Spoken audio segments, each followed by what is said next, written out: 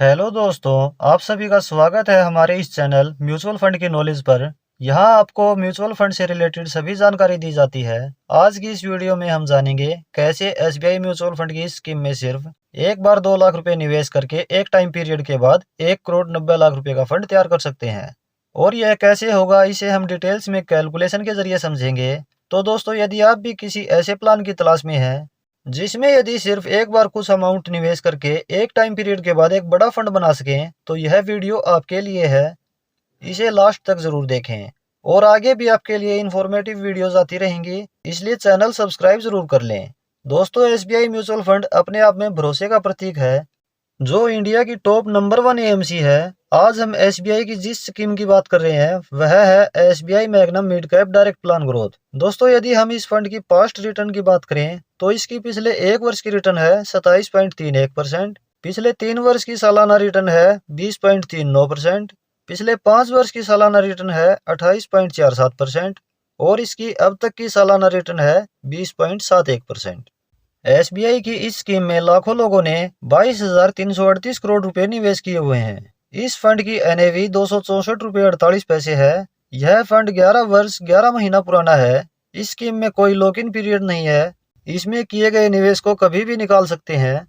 लेकिन इस स्कीम में निवेश किए गए पैसे को यदि 1 वर्ष के अंदर ही निकाल लेते हैं तो 1% का एग्जिट लोड चार्ज लगेगा। 1 वर्ष के बाद निकालने पर कोई एग्जिट लोड चार्ज नहीं लगेगा। इस स्कीम का एक्सपेंस रेशियो 0.79% है।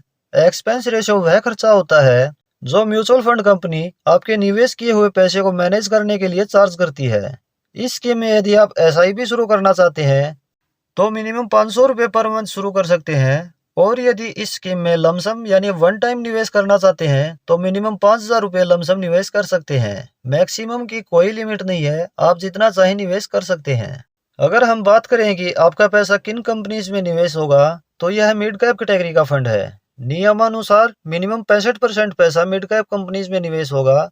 ये वह कंपनीज हैं जो रैंकिंग के अकॉर्डिंग टॉप 101 से 250 तक आती हैं। बाकी 35% पैसा लार्ज कैप और स्मॉल कैप में निवेश हो सकता है, या मिड कैप कैटेगरी में भी एलोकेशन बढ़ाया जा सकता है। आइए इस फंड के कुछ टॉप होल्डिंग्स पर नजर डाल लेते हैं। CRISIL limited, Torrent power limited, Sundaram finance limited, Voltas limited, Thermax limited, KPR mills limited, max health care institute limited, Bajaj finance limited. तो चलिए अब हम कैलकुलेशन करते हैं कि यदि इस स्कीम में सिर्फ एक बार 2 लाख रुपए निवेश किया जाए तो कैसे एक बड़ा फंड तैयार कर सकते हैं।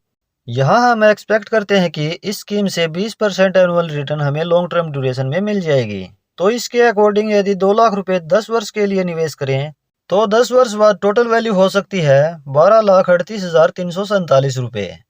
और यदि 2 लाख रुपए 15 वर्ष के लिए निवेश करें तो 15 वर्ष बाद टोटल वैल्यू हो सकती है 30,81,404 रुपये। और यदि 2 लाख रुपए 20 वर्ष के लिए निवेश करें तो 20 वर्ष बाद टोटल वैल्यू हो सकती है 76,67,520 रुपये। और यदि इन 2 लाख रुपए को 25 वर्ष के लिए निवेश करते हैं तो 25 वर्ष बाद टोटल वैल्यू हो सकती है 1,90,79,243 रुपये। दोस्तों, यदि टैक्स की बात की जाए तो यदि 1 वर्ष से पहले ही रिडीम करते हैं तो रिटर्न पर 20% एसटीसीजी टैक्स लगेगा। और यदि 1 वर्ष के बाद रिडीम करते हैं तो 1,25,000 रुपये से ज्यादा की रिटर्न पर एक फाइनेंशियल ईयर में 12.5% एलटीसीजी टैक्स लगेगा। दोस्तों, आप में से बहुत से लोगों का यह सवाल होगा कि 25 वर्ष बाद महंगाई बढ़ने पर इस पैसे की क्या वैल्यू होगी।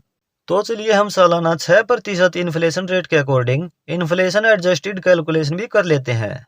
इन्वेस्टमेंट 2 लाख रुपए, इन्फ्लेशन रेट 6%, रिटर्न 20%, ड्यूरेशन 25 वर्ष। 25 वर्ष में टोटल वैल्यू हो सकती है 52,52,383 रुपये, जो कि इन्फ्लेशन एडजस्टेड वैल्यू है।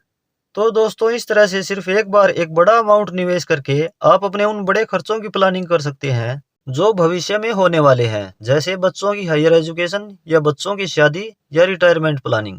लेकिन इस प्लान में निवेश करने से पहले कुछ ध्यान रखने योग्य बातें। Number 1, long term horizon. यदि आप इस तरह के फंड में निवेश कर रहे हैं तो आपका इन्वेस्टमेंट टाइम मिनिमम 10 वर्ष या इससे ज्यादा का होना चाहिए।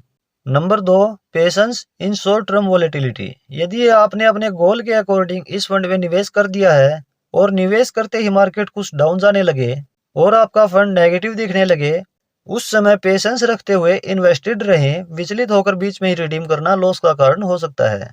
जबकि ऐसे टाइम में आपके पास कुछ और अमाउंट अवेलेबल है तो यह एक मौका हो सकता है और निवेश करने का। नंबर 3, रिसर्च और एडवाइस। आपको निवेश करने से पहले खुद भी फंड की रिसर्च करनी चाहिए और अगर आपको ज़रूरी लगे तो किसी एक्सपर्ट से भी सलाह ले लेनी चाहिए। तो दोस्तों, हमारी यह वीडियो आपको कैसी लगी कमेंट के माध्यम से ज़रूर बताएं। कोई सवाल इस टॉपिक से रिलेटेड है तो कमेंट में बता सकते हैं। अगर आपको यह वीडियो पसंद आई है तो वीडियो को लाइक और शेयर ज़रूर करें। इस तरह की नॉलेजेबल वीडियो आगे भी आपको मिलती रहेंगी। आगे आने वाली वीडियोस आपसे मिस ना हो इसलिए चैनल सब्सक्राइब ज़रूर कर लें और बेल नोटिफिकेशन को भी ऑन कर लें। वीडियो को अंत तक देखने के लिए आपका बहुत बहुत धन्यवाद। जल्द मुलाकात होगी आपसे।